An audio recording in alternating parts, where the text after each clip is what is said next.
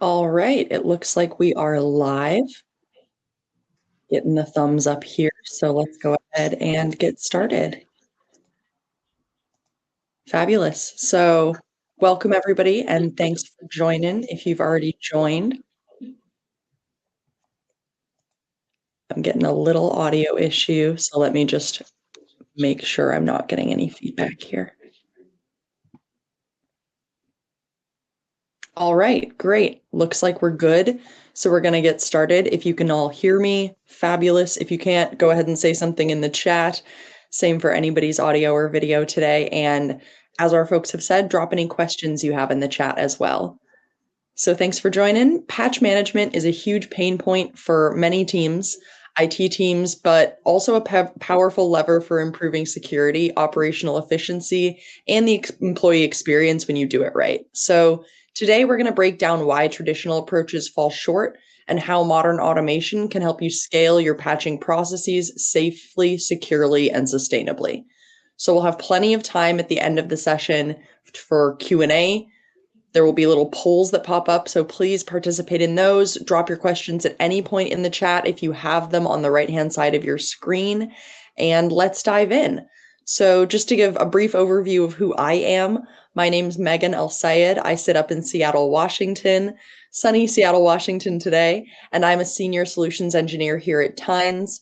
What does that mean? It means I am the person who helps folks on their evaluation journey here at Tines, and will occasionally jump back in, usually West Coast accounts, but anybody who needs my help. And we have the wonderful Weldon Dodd with us today here from Kandji. I'll let him introduce himself and say a little bit about Kandji. Yeah, thanks, Megan. It's good to be with everyone. So like Megan said, my name is Weldon Dodd, and I'm a distinguished engineer in the solutions team here at Kandji. So similar to Meg, I work with customers that are adopting Apple devices in the enterprise and helping guide them through how to leverage what we do in order to help them manage and secure their devices. So Kandji is a platform for Apple devices primarily to manage and secure those, deploy them at scale, provide a really nice admin experience to streamline the work that's done there, but also be thoughtful about the end user experience as well, so that we can drive some efficiencies and reduce the number of support tickets that come through because things are handled. Really excited to talk about how we work together with Tines to round out a great experience across IT teams. Absolutely, and thanks for being here today. Obviously, Tines is where you can build, run, and monitor your most important workflows for an automation solution that helps security teams, but also IT, HR, other folks automate whatever they need to do that is manual currently. So let's get jumped in here. What are we going to cover today? So here's a quick overview of what we're going to chat about in today's session. Over the next hour, we're going to cover why patching is still a challenge and what's changing, where automation fits in and how it makes patching easier. We'll step through a real-world workflow that your team can start using to combine the power of Kandji and Tines for automated patch management. Obviously, there are so many things you can automate within Kandji, but where the user is going to be a little bit challenging, we're going to partner together to make their experience a little bit better. And finally, we're going to give you a practical checklist and strategy for getting started, then have some time for questions. All right, let's jump in here. Before we do, let's do a quick poll just to see if we can, and to see if you guys are awake out there. So how would you rate the current state of your patch management process? That's the question we're answering right now. And to answer, there should be a poll section on the right-hand side of your screen next to the chat. Go ahead and pop in there, rate your current state, and hit submit. Don't be ashamed. I was going to say you're amongst other folks who said, hey, patch management is enough of a challenge for me that I'm going to show up to a webinar about it.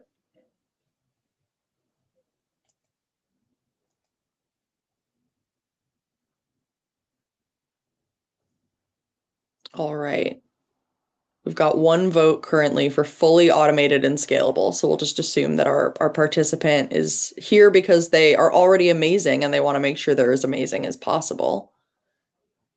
I will say that is not what I hear from people in my daily life. If I talked to IT and security teams who had no patch management problems every day, I'd probably have a much shorter workday. What about you, Weldon? Yeah, I mean, as I go around the world and talk to admins, patching is right up near the top of the list for everyone. Absolutely. We've got devices in every single person's hands. I think that as teams scale, especially, this is something that teams are thinking about. I think the other thing that is top of mind for a lot of folks now is even if my devices scale, there's not a guarantee that my team will. So my process is going to need to scale for, N number of devices, to your point, all over the world, where we have very different compliance regimes, potentially, auditability requirements. I don't know if those are the types of things that you hear on a daily basis. Yeah, for sure. And then there's the complication too that oftentimes there's different teams within IT that are coordinating on patch management. So you might have a security team that is, really interested to make sure they've identified some CVEs that need to be patched, but there's a endpoint computing platform team or a device management team that's responsible for that patching, and just the communication back and forth sometimes can add some friction. So that's where having the right tooling in place can really help streamline some of the communication as well as the technical bits of actually running the application patch. Oh, absolutely. I have a pretty simple example that we'll step through today. Exactly. We've made a strategic assumption that there is one unified IT team, but I've definitely worked in organizations where it would have fallen onto a network team to patch this device and user teams to patch the devices in each of our hands. And I'm sure other folks work at organizations that are, on the very large end of the spectrum or on the small end of the spectrum, but either way, they might have some patch management issues they need to solve. All right. So I think to move on from the poll, we were going to review something that had happened recently here. Fabulous. So let's keep those poll results in mind. Automation is clearly the goal here, and there are folks who are doing it up to 90%. That sounds pretty awesome. We might have to, hear from the crowd in addition to hearing your questions. But let's start with a well-known example that we probably all heard about and was pretty sobering. So I think a lot of us will remember the headlines that we saw. There was a key software supplier for the UK's NHS system that was hit by a ransomware event. I think we probably all saw the headlines. If not, we heard, the water cooler talk. So it disrupted emergency services. Doctors couldn't access patient records, and tens of thousands of people had their personal information stolen. Obviously, not something any of us want to happen, especially with the data sets that we're responsible for.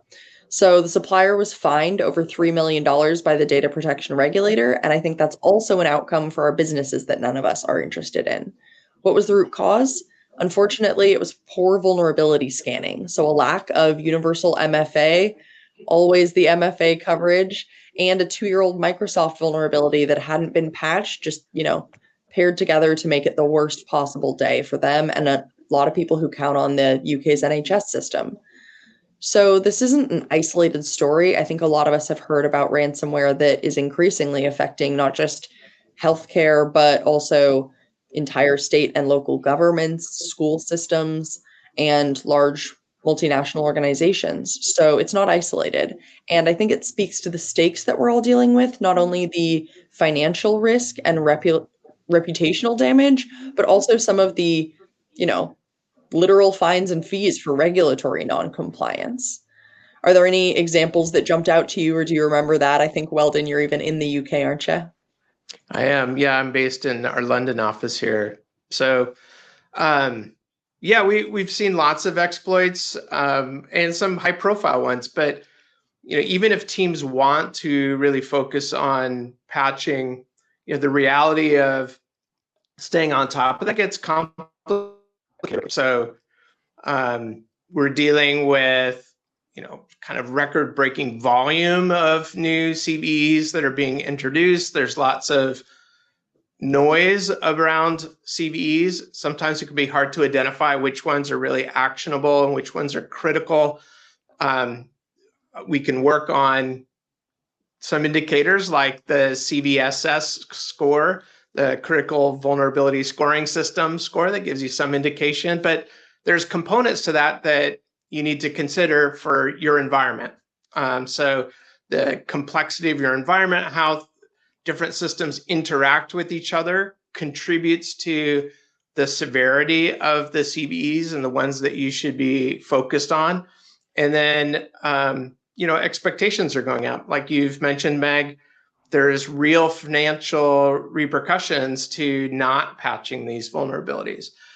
There's disclosure requirements in a lot of areas around the world where, if there is an exploit, that you need to notify customers or vendors or individuals about that.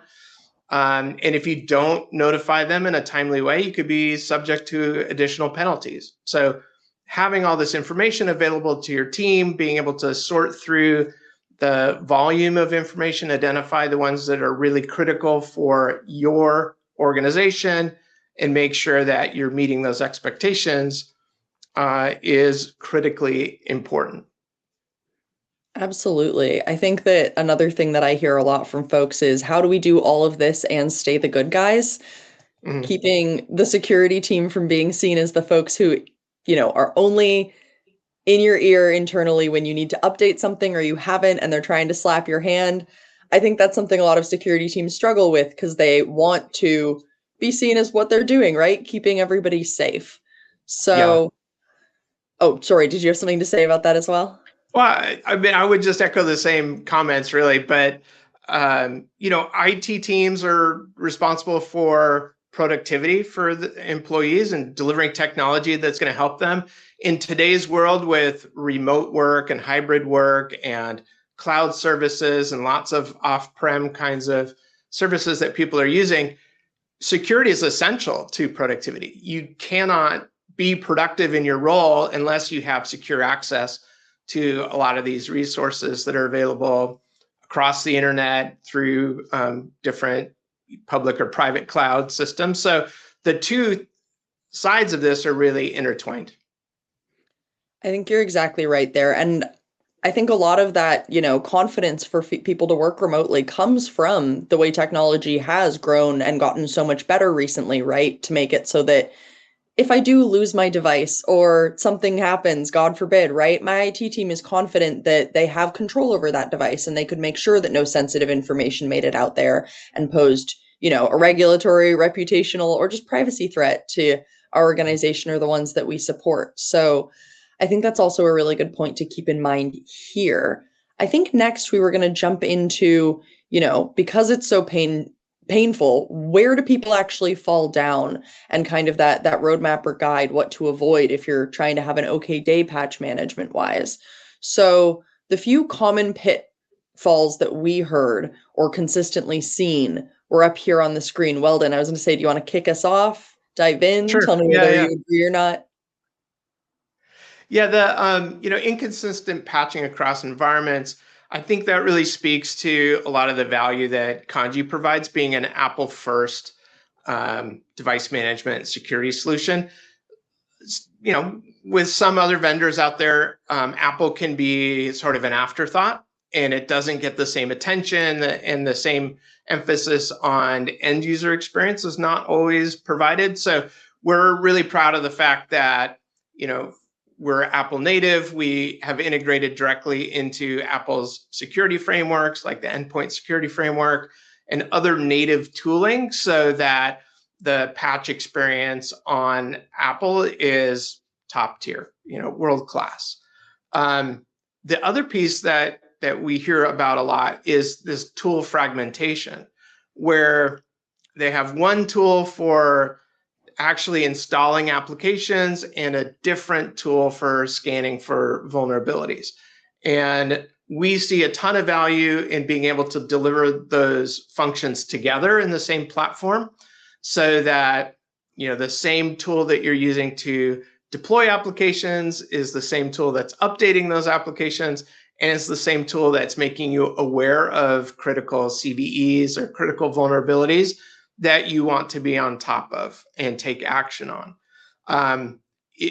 Sometimes what can happen is if the tools are separate, you get into this CSV shuffle, right? Where one team is producing a CSV of, here's a list of devices that need to be patched, and they toss that over to the other team and they scan through it and find all those devices and update them, and they send a CSV back of like, here's the list of all the devices that have been updated. And by the time they've done that, right, the security teams generated a new CSV of like, well, here's new CVs, here's new devices that we need you to patch. And just that back and forth of sending lists or spreadsheets or CSVs of lists of devices and applications back and forth adds friction to the process. And so part of our goal at Kandji was, hey, let's bring that together, reduce some friction, streamline this whole experience so that IT and security teams can be much more efficient. Absolutely. I think that's one of the things we hear from folks a ton as well. And that's where I'll pick up that third. What I hear a ton of is the over reliance on these manual processes. So obviously, Kandji makes it really easy to update as many things as possible automatically within the Apple environment. But the volume of CVEs and IT assets in modern organizations makes manual tracking and intervention almost impossible, right? Especially if eventually that audit comes calling. It increases the chances of mistakes, inconsistencies, and delays, as well as making it more challenging for your IT team to prioritize patches. So keeping that CSV shuffle in mind, it feels not just Sisyphean, but really risky to do if you know that someone might come and say, hey, I need you to prove the life cycle of this vulnerability, what devices it impacted, and how quickly your team reacted. And that's really the fourth thing I'll say, which is that those weak audit trails are something I hear about as often. So without continuous vulnerability into IT assets, software inventory, and patches, your team is in the dark, and that gives you guys limited audit trails and compounds the problem by making accountability, compliance, and troubleshooting that much harder. And I'll also say the same about process improvement, right? Especially if this is not just a single person's job in IT, but it's multiple IT teams working together, like a devices team, a network security team, a GRC team. Obviously, the CSV shuffle is not doing anybody any good there. So, lastly and crucially, the last thing I hear sometimes is end user resistance. And that doesn't tend to be because the user is willfully and intentionally stupid, right? They're not trying to make the world worse and less secure. But one of the toughest patch management challenges is keeping employees on side and maintaining IT's internal reputation, as I was saying earlier. So when end users delay or skip updates, they expose the organization to unnecessary risk. And this resistance is often rooted in company culture, not necessarily I hate everyone else, but a culture of go, go, go, or productivity in sales, for example. And so driving meaningful change can take time. All of this creates friction, slows down remediation, and adds risk. And so we think about changing that narrative. And I'm glad that Kandji has such a user-centric approach.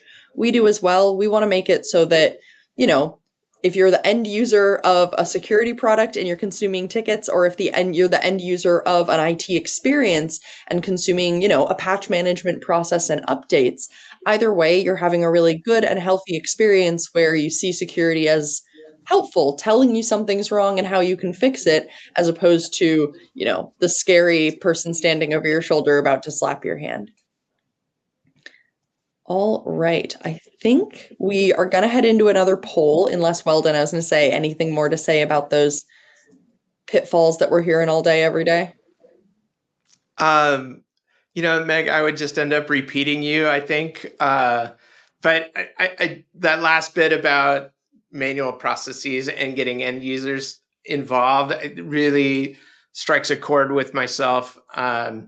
It's one of the ways that we're really focused on, but I think, working with Tines, being able to plug into all the other systems that Tines is integrated with and some of the workflows there really addresses that need very specifically. I know we're going to get into it a bit later, but I'm excited to see all that come together. Well, good. I'm excited too. I had a lot of fun building it. I will also say that I hear about as much exactly about tool confetti, where people are telling me I can't keep up with the number of tools in our environment, no matter how many times I think I have a handle on it and I'm doing good governance, some team is coming back at me with, hey, we just got a great tool that does XYZ. And so staying on top of that long tail, even if you have, a patch management system that you're really happy with, can be challenging. I think that might be somewhat the poll of our next or topic of our next poll. It is, we wanted you to talk about your challenges. So whether it's a challenge we already shared or something different than your team is facing, we wanted to hear, what is your biggest challenge when it comes to patching endpoints? So go ahead and drop your answers to the question, what's your biggest challenge when it comes to patching endpoints, in the poll on the right-hand side of your screen. And as a reminder, you can find the poll in that poll tab, and we will give folks a minute or two to respond here.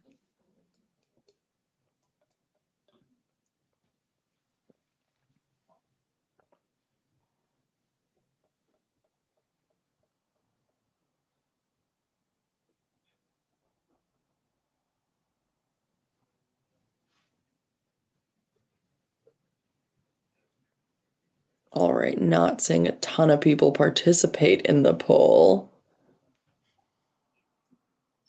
Ooh, but I am seeing folks jump in the chat. We always appreciate that.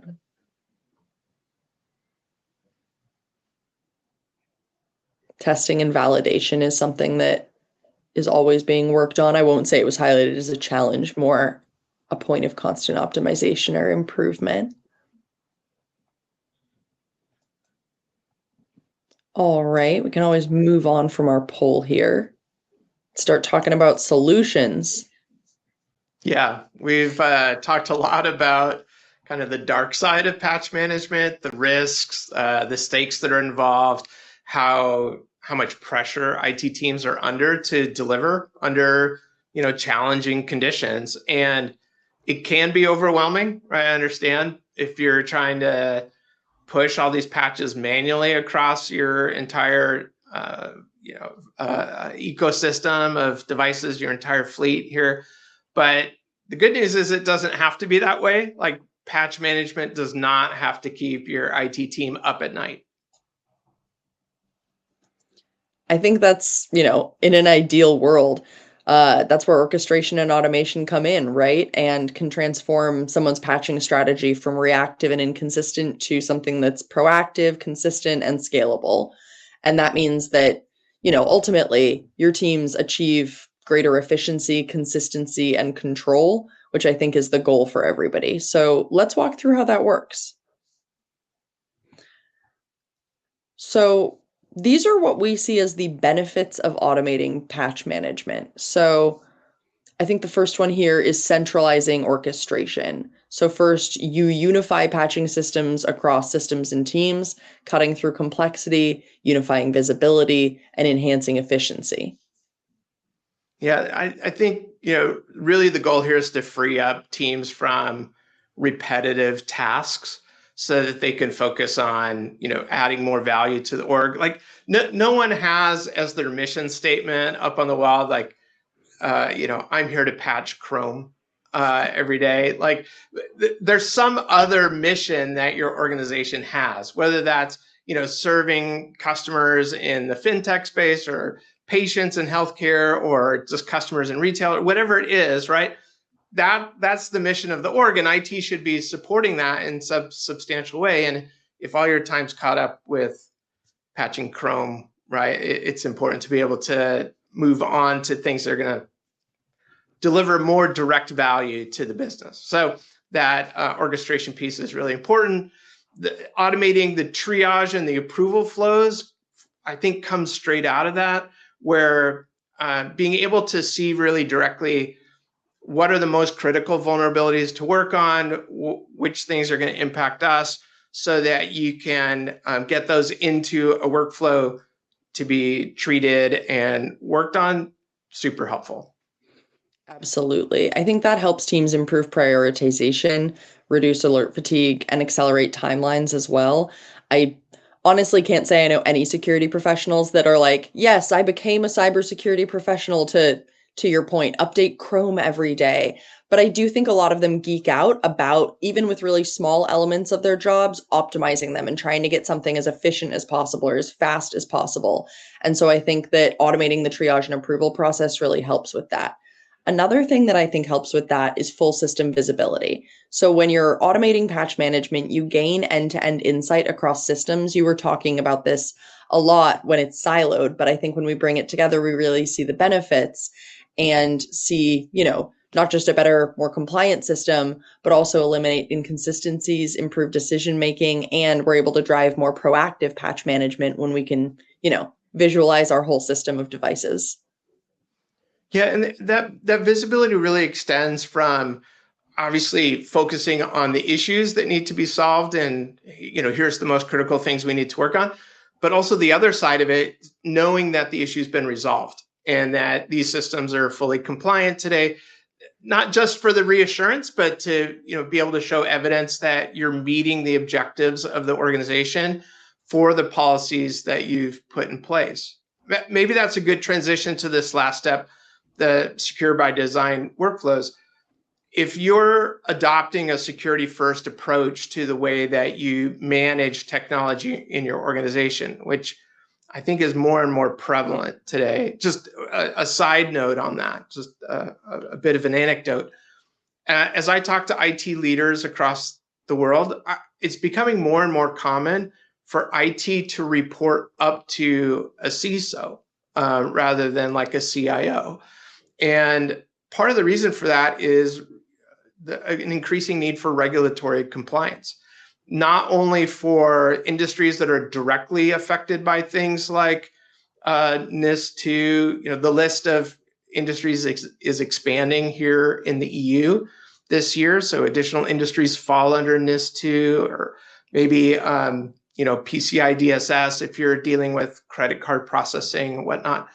But also we find that a lot of companies are looking to their suppliers and their vendors to show evidence that they've met some of these benchmarks, like CIS level 1 or level 2 or SOC 2 type 2 in order to do business. And so it could have a real impact on the ability of the organization to generate revenue in order to meet these goals. So back to these design security first workflows, it's really important to think about in a number of these benchmarks, the organization has to write a policy around how they manage vulnerabilities. So if you look at the appendix, I forget, section 8, right, I think is the one that I'm thinking of, that for ISO 27001 that covers vulnerabilities, like the org has to write a policy. This is how we manage vulnerabilities. And you need to be able to show that you have implemented the workflows, that you've designed policies and procedures and put those in place to respond appropriately. And so this is another important factor, that if you commit to this security first approach, you need to show evidence that you're following through on it and that you're actually doing these things. Yeah, absolutely. I don't think many security and IT teams are like going through the whole process of review for those security standards because they like having the attestations there, right? They're getting SOC 2 Type 2 compliance because it's necessary to do business, or they're getting ISO 27001 compliance because it's necessary to get into a new market. And I think what we're hearing more and more is the same over here, right? Sometimes it is even coming from the CISO these days because they're thinking, hey, I need to scale my patch management as safely as possible across even some really complex environments or environments that are useful to, again, completely different lines of business, but I'm not willing to sacrifice control or compliance because I can't, right? So something clearly that we hear a lot of, and these are 4 of the common points that we identified. I think from here, the plan was to jump into a specific story. So we've covered a lot of ground, but if you're anything like us, you'd rather actually jump in, get a sneak peek of the product itself and behind the curtain at how we would automate patch management over here at Tines if we were working with Kandji. And I think we're going to jump in now. All right. I think I'm responsible for sharing this screen. Yeah, let's go. Let's go, baby. All right, everybody should be seeing my screen now. And if you know what Tines looks like, you should see Tines. If you don't, great, you're in the right place. So here we have a Tines workflow, and I'm going to zoom in on the top here, just give you a quick lay of the land, and then zoom back out, explain kind of what's happening in process. Then we'll even send some data through this workflow and look at it live together. So if you've never seen Tines before, quick 2 minutes, where are you? What is happening? This is what's called the storyboard, and that's this black dotted area here.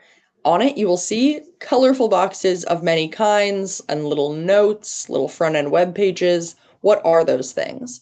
Those are these 8 actions here, along with a selection of various tools. These 8 actions are what Tines users will form together on the storyboard in order to create a workflow that they could draw on a whiteboard of any kind. I am going to pause for just 1 second here because I'm seeing that some folks couldn't see our screens. Looks like they're working it out in the chat. I'm all good. You might have to, I was going to say, tab over, just like in Zoom, for example, if you're only seeing myself and Weldon and not seeing our screen yet. If you're seeing a black background and some colorful boxes, great, you're seeing Tines. All right, so these actions that are on the storyboard will have what are called events move through them. That's going to be JSON coming through, for example, an HTTP request as the result of a 200 OK response. It could also be coming through a webhook or a receive email action. And I'm just highlighting these 2 right here as 2 other ingestion methods. We could have these be parallel ingestion methods. So you could have an HTTP request, a webhook, and a receive email action, all gathering data at the top. If you've used a webhook ever in your life before, great, you know this one. This email address right here can be used as an auto forwarding point, or I can even switch this guy into IMAP mode. Either way, these are just 2 more ingestion mechanisms that we have at Tines, but I'll get those out of our way because we're going to focus on this one today, where we are making a very simple request to Kandji in order to get our vulnerabilities. Now, if you're reaching out to tools that are in your stack, let's just take Kandji as one example of a very good tool you might have in your stack. In Tines, you're going to be able to find templates to reach out to hundreds of different tools. Here you can see that my experience trying to find, Kandji was easy as pie. Grab Kandji, find the right endpoint. Here we'll say create blueprint because their blueprint product is so cool.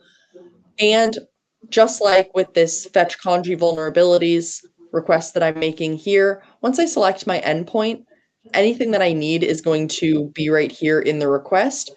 Anything that is optional or that I could add as the result of this request is going to be right over here. So that's just how easy it is to find, again, the right tool, the right request that I'm trying to make. If we don't support something that you're using already, I will just take 2 seconds to highlight this because it's one of my favorite features of Tines. We are completely tool agnostic. What does that mean? It means that if Weldon said, hey, I have a great customer, they're using our tools together, but they have these 15 tools they need to manage. They're completely custom. They have custom installer packages.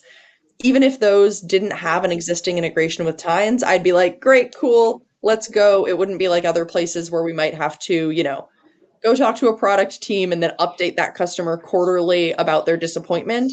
Instead, they'd be able to copy a curl command from that documentation, paste it right into Tines, and that would result in the same kind of pre-configured request that you see right here that we got from the templates area. All right, so a quick word about ingestion, just because it's usually people's first question before I hit the 1 key and come all the way back out to tiny, tiny Tines where you can't see very well, but I can walk you through what is happening in blocks of this story. So first, why does this story exist? Well, we were getting together trying to think of what would be an interesting use case to show folks. And one of the things that Weldon was telling me that people love about Kandji is how for the vast majority of Mac use cases, if something needs to be updated about an operating system, it's going to be updated automatically. And their ability to command and control the device and scan and search for vulnerabilities in one platform is what customers find really beneficial. He was saying, though, that there are some users who maybe are like me, calling myself out here, forget to update the machine or don't restart their machine for weeks at a time because they're just too darn busy.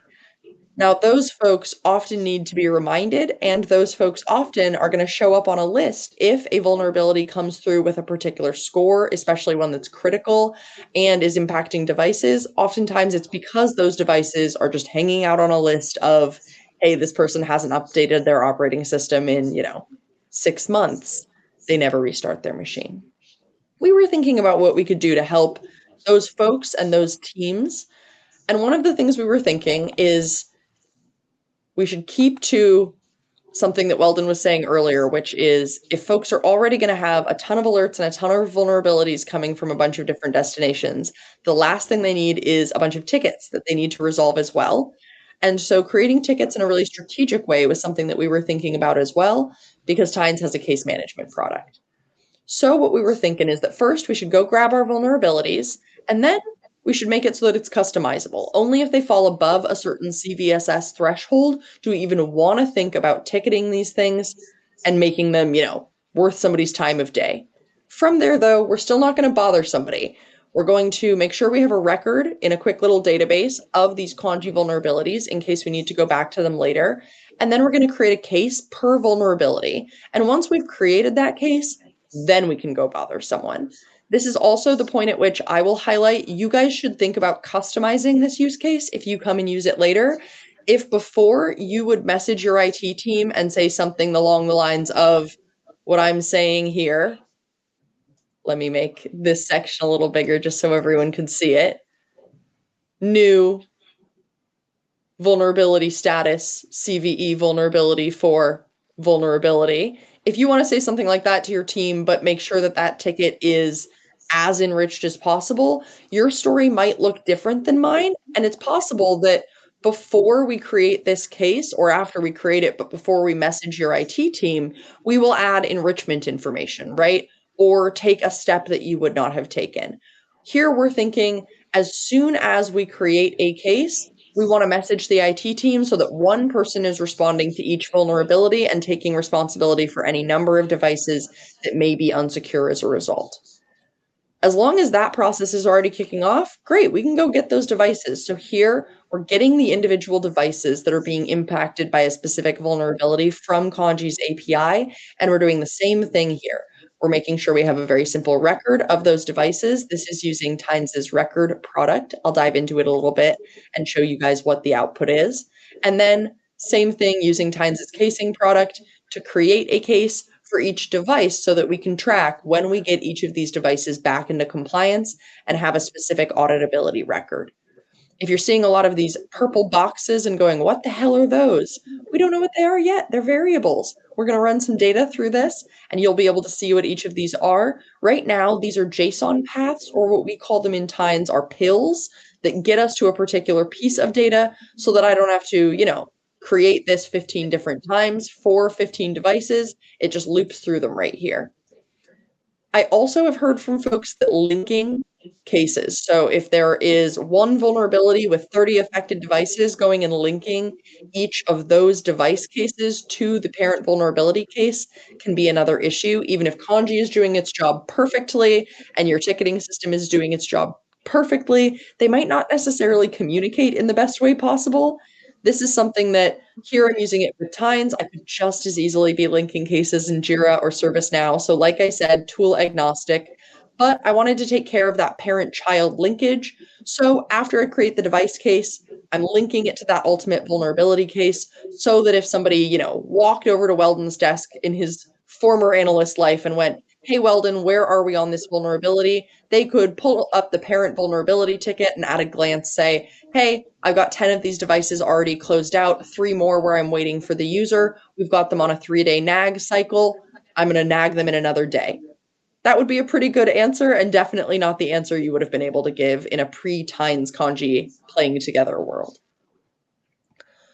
All right, so after we link the case, I'm going to say I was not expecting this when Weldon and I talked through the use case, but it's something that I like about tines. It's where we get our name. Tines are the branches. If something changes, you need to be able to quickly change your automation. And I talked through this use case. Weldon and I were super psyched on it. And a classic engineering problem, we both considered the happy path and not what would happen if our users gave us input we weren't expecting. So users can do things like disappear or move to completely different roles. If one of our marketers on today's call shifted into a different role, one of the marketing devices that they're responsible for bringing to conferences might no longer be something that's assigned to them. I had to learn the hard way when I was looking at my data. Oh no, there will be times when I have no user assigned. So I quickly had to make myself a little branch that accounted for this. What did I do?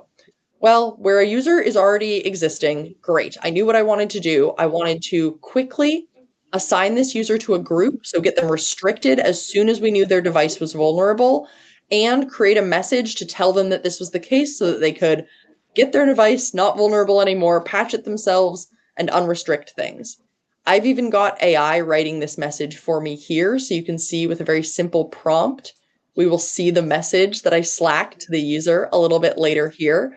From there, I knew I wanted to delay it for 3 days and then see if things had changed. If things hadn't, nag them again. And this is where normally what I would have here is a remind the user and then an infinite loop up to this 3 days right here.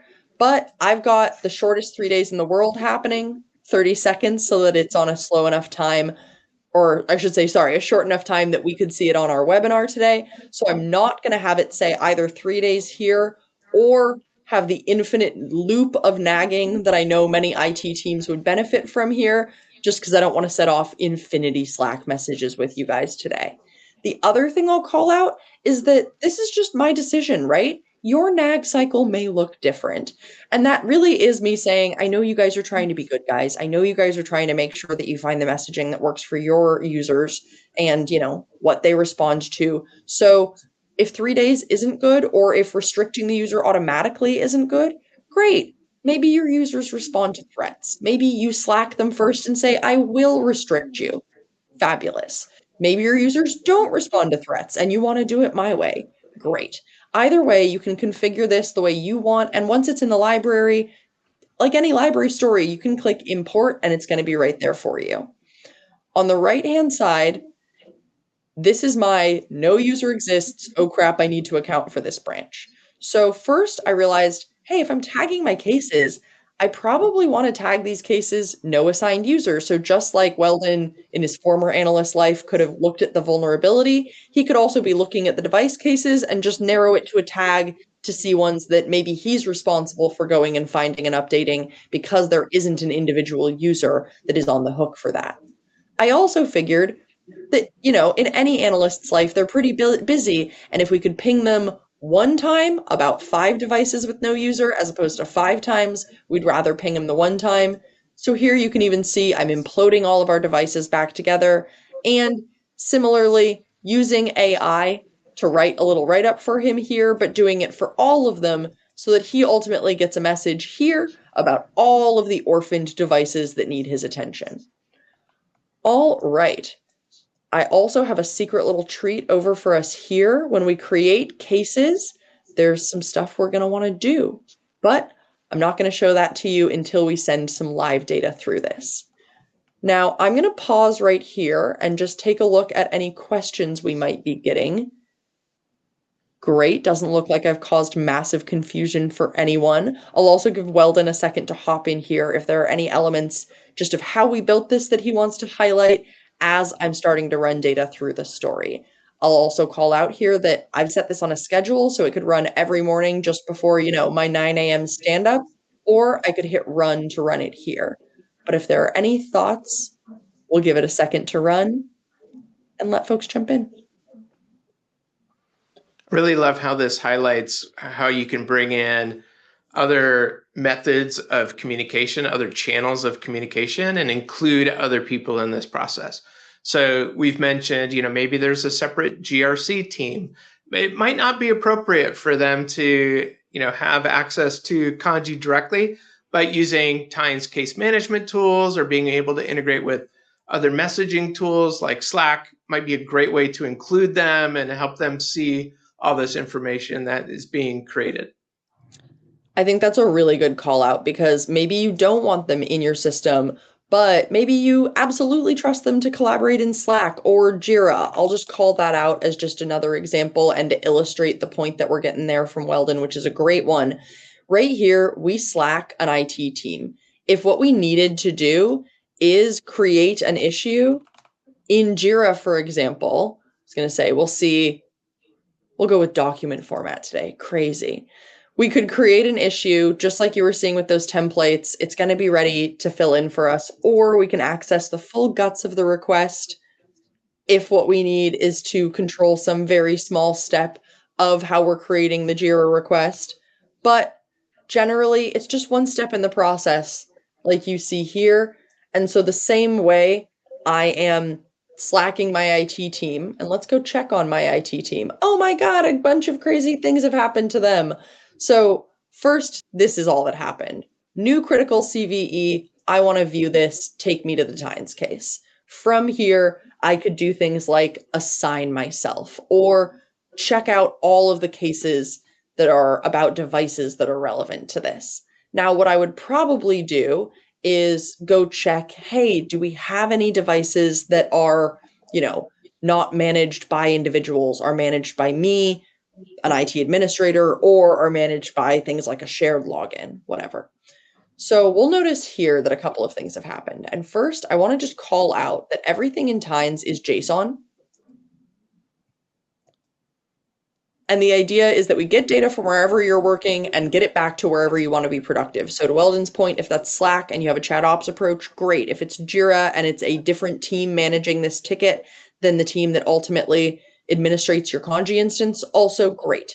Here we've gotten a bunch of vulnerabilities back from Kandji. So this is what I was working with.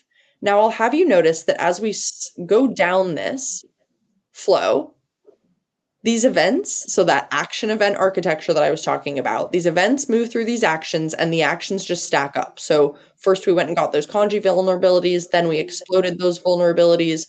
From there, we saw if they were above or below our CVSS threshold.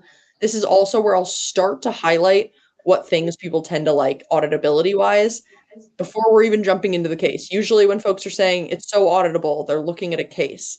Here, everything down to the rule. What was the CVSS rule set to at the time that this vulnerability came through? That's the kind of thing that I might be thinking if I was putting my forensics hat back on. And so that's the level of granularity that Tines has, where I could see for this event run, for this individual CVE, when it came through, its CVSS score was, 10. That's why it cleared the hurdle, because we had it set to 6 at the time. I could always reset it here, but this would forever be in the log of this. Now, when I opened the case, I was seeing what you created right here and what was created right here on the record step. Let's dive into that. So here I have all of those child cases I was talking about, but this case that I created right here has that record attached of the CVE that was ingested there. And I could always add case actions here if there were things that I wanted to do. I wasn't seeing it just yet. Instead, I would probably want to address something that has to do with one of these individual devices. So either I would want to deal with a user that was having trouble getting their device patched, or I would want to deal with one of these orphan devices. So let's look at both of those. So we can see that the next thing I might want to see is those devices that are orphans. If it was assigned to me, the one thing that I was going to say I could change about this is it could be coming to a DM, like you see where Tines, is talking to our user down here. But I wanted to keep the channels different. So IT is always getting pinged in their channel. Individual users are always getting pinged in their DMs. Again, you can make these decisions work for your organization. But here we've got these devices, and here I can even link to the cases if I want them and look only at ones that have that no assigned user tag. So that's making my life pretty easy. Down here, we can see what's happened for my users. So we've written them a nice little message, and here we've also written me a nice little message. So this is the one that I saw. And we're seeing that for each of these vulnerabilities, we're going to have a different, number of devices. This also might be a great way to make sure that your IT team as a whole is staying aware of vulnerabilities that might be impacting things like commonly used or shared devices in a shared channel where an individual has responded to these tickets. Now we're already seeing here some of that nagging that would have happened after 3 days. So I'll go to see what the user has seen. Whoa, and I'm getting everybody's. So Tim, Melinda, Andre, Joel, Myron, they're all equally bad to me. None of them have patched their devices. We're seeing all of these come through just my channel because I didn't want to show you, 50 different users. But we can see for each of these people, we have localized the message to them. We have told them about their specific machine. And this is something that we could do again regardless of whether or not it was something that they could update very simply here just by restarting their device, or if it had a custom package. Custom apps are something that Kandji supports really well. So lots of the same message that you're seeing here, basically. What about that nag cycle? So down here, we fetch the device just to make sure, hey, are we updated or not? And only if we are unpatched. If our OS version is equal to what it was at the start, are we reminding that user and saying, hey, looks like your device is still having an issue. Please update it. So I can scroll down to see that version. Hey, Tim, looks like your Mac is still running. We know it can be painful to restart your device. Again, this copy can be whatever you want, but the idea is that we make it nice and easy to customize it and put it wherever you think people will be most responsive. So if I'm on this test case, maybe I'm jumping into one of these cases. And this is where I want to show you one of these case actions. So here I have remove user restriction. And if I come over here to the story, we can see that all of this is happening on one branch of our story. And I have a completely disconnected story over here. Completely reasonable to do. You could have it in a new storyboard or you could have it here. But these actions will allow us to remove the user restriction. And I wanted to give folks the option for both. So either I could go ahead and remove this user restriction just by hitting the button, which we'll do together right here. I'll hit remove user restriction. We will remove that user restriction. Fabulous. Now we have messaged the user. And thanks for updating security as a group project. Restrictions have been removed. So great. We have a way to do that if we need to narrowly control it. If you trust your users, great. You could even give them a self-help way of doing this, right? Easy access. They know that they can always go to restore access to get that done. Or I've even shown an option there. This is how you create a front end with Tines, where I put that this request is for just me because maybe we want to make it so that a manager can, once their entire team has done something, say, I want my entire team's access restored. I took care of it for everybody. So this is, an example of what I said I'd show you where we have those multiple ingest methods. Here, a page that could be used for self-service, a webhook that can be used in conjunction with cases or triggered by other stories. And we've only got 5 minutes left, so I'm not going to go ahead and show it, but I do love that we make error messaging easy. And if you come to a demo with me, because you're considering Tines, I promise to show you error messaging. Here I've made it so that we message the user, or if for some reason, any reason, maybe we can't find them in Okta, maybe their device changed, we are unable to remove the user restriction, great. We still message them and we say, something went wrong, but instead of it creating another ticket for IT or making it one more thing that a user has to reach out to IT about, this heals that relationship between your end users and IT by saying something went wrong. We notified IT. They're on it. And here we do things like automatically notify IT and give them a link to the individual GUID associated with the story run that failed for that user so that they can jump in here, easily troubleshoot it. Take the information from Tines, jump into Kandji, easily troubleshoot it. So what have we shown? Ideally, this is a way that you could quickly and easily make sure that even folks like me who never restart their device get their device patched when they have a critical vulnerability or any vulnerability above a certain CVSS score that you're comfortable with impacting their device. The goal here was to show real-time security information creating conditional access in someone's system. So I guess I'll first open it up to Weldon and then to the group here. How did we do? Did we show that conditional access, do you think?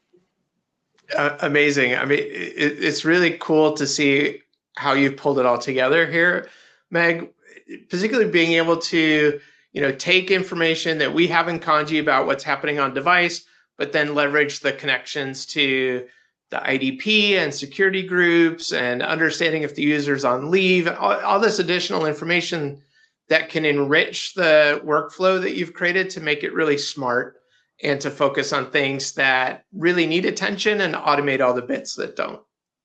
Yeah, I mean, we love making sure that a human can do that, and maybe you can automate the entire workflow. Great.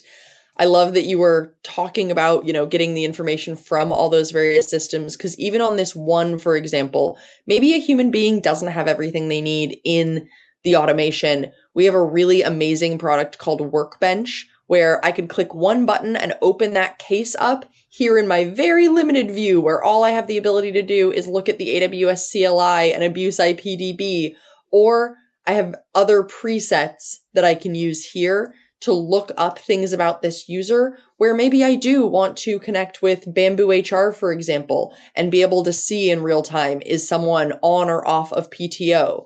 So the human context can extend all the way to I'm chatting with AI about this case and trying to solve something that only a human can. Here, I think we've seen a lot of examples of let's save things for, a human's plate until they're good and ready to be chewed. So this is not, I was going to say, in our story library, which is right down here, if you're inside of the platform, or here, if you're on our web page right now, but I believe it is in review, and so it will be in the story library very quickly. I believe there are other great Kandji stories in the library. They are. So if, for example, you need to be creating a Google DB of all of your Kandji assets, great, I've got a story for you. Import it with one click right here, and it will look just like this story. I do think we have a few more slides to get back to, so let me stop sharing. And if you're interested in seeing more of the Tines platform or the Kandji platform, Weldon and myself have emails. Please reach out to us.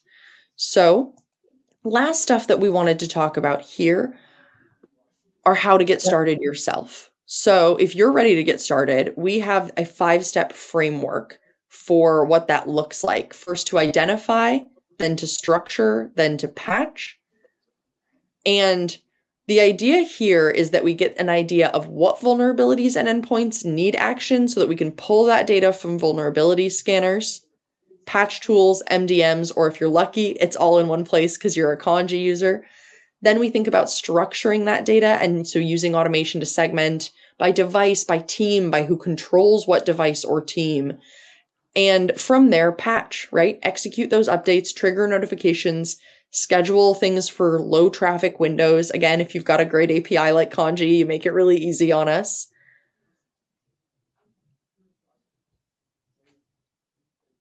And I think that for software that you guys already know, this is easy as pie. For software that you're brand new to, it's really as simple as connecting it through something like Tines. That's right, Weldon. Yeah, absolutely. So, yeah, we're really focused on trying to make it as straightforward and seamless as possible. So I think people, when they log into Kandji, they'll see, just quite how easy it is. Yeah, absolutely. And I think it can be easy whether or not it's successful, right? We were seeing in this case people who are usually the biggest problem for IT being the focus of the workflow. I think we also think a lot about these final steps, reporting and iterating. If, again, you have or have not patched a device, either way, you want to know. So confirming whether your patches work, tracking patch lifecycle and timelines in, view of their full compliance and audit trails, I think is another thing people are thinking about a lot. And what we're hoping to get people to once, they identify everything they need to do and start patching it. I think iterating on that is the last thing I hear from folks, where adding in, features, time zone aware notifications, emergency patch approvals, fallback logic, exceptions, error handling, like I was showing, PTO for high risk systems, right? Those are the kinds of things that we tend to get when we rinse and repeat a really good patch management process. All right. So we have a checklist, I think, for folks. Yeah, I think, just a few things to consider as you're thinking about your approach to patch management. Some of these questions might give you a good sense of whether or not you want to pursue, some additional tools that would help you to automate this. Just quick list here. Do you have good visibility? Can you automate these steps and remove a lot of the manual processes that your team might get bogged down in? Can you audit what you've done and show evidence of what's happened? How do you handle exceptions? And how can you create some intelligence there to make it easier on your team? And then lastly, do you have like a fallback plan? And what do you do when things don't work right or users aren't complying with the very reasonable standards that you've put in place? What should you do there? So all of that kind of helps you to decide if you're ready to start scaling this side of your operations. Absolutely, absolutely. So if anybody here has been like, yes, that all makes perfect sense, sounds like you're ready to start scaling. I think it's time for us to, recap. I don't want to cut Weldon off though, if he has more to share. Well, I'll try to make it brief, but our patching is getting harder. It's more critical. It is integral to achieving compliance with certain benchmarks. So that might be another reason to do it. But generally, like the most important reason here is that the number one thing you can do to improve the security stance of your devices is to make sure that they're up to date and fully patched with the latest versions of the operating system and the software that you use. Manual processes don't scale. We know that. So automation is key. You need to be able to accelerate what your team is doing so that you can create the value that the org is looking for. Absolutely. Nobody wants to be, the one device that was the weak point or the weak chink in the armor. And obviously, automation helps us unify, accelerate, and secure your patching strategy. So, with automation that is powered by Kandji and Tines, you can level up that patch management program and get enhanced visibility, collaboration, and agility. There are a lot of teams that are already doing this. I think that Weldon was making a really great point there about all the different systems that tie in together. And your contextual information might be different, right? Whether it's an HRIS system, an IDP system, any number of systems might have the right information that you need to decide how machines get patched and what machines get patched. And great, we want to make sure those systems are connected up together and connected with Kandji because that's who you trust for patch management. So now you've got some strategy to get started. There are lots of teams that are already doing this. We've got some pretty great mutual customers. And Weldon and I showed you one more example of how you could be doing that, but I really encourage folks to jump into the Tines Story Library. We also have a community edition of our product. What does that mean? It means it's completely free. All you have to do is log in and you can start playing with stories like the one I was showing you today as soon as you do. So whether you're just starting out or you're scaling an existing process, know that we're with you, know that we know your life is hard, and we really appreciate you taking the time today. We understand that your time is valuable. So we'll hang around for another couple minutes here and answer any questions, but sounds like it's the time to take action on patch management. Please feel free to get in touch with either myself or Weldon. I believe we both are pretty responsive. And so if you had a question about something that we were talking about today or just want to dive more deeply, please get in touch with us. Thank you to everyone who joined our session today and to our wonderful people who were administrating it, supporting it, helped us get Goldcast, our, platform set up today. Whether you were just listening in or, had a ton of questions and are scheduling time with, your Tines and Kandji people now, I really appreciate you checking it out and hope you can walk through the story that we walked through soon and find value in it.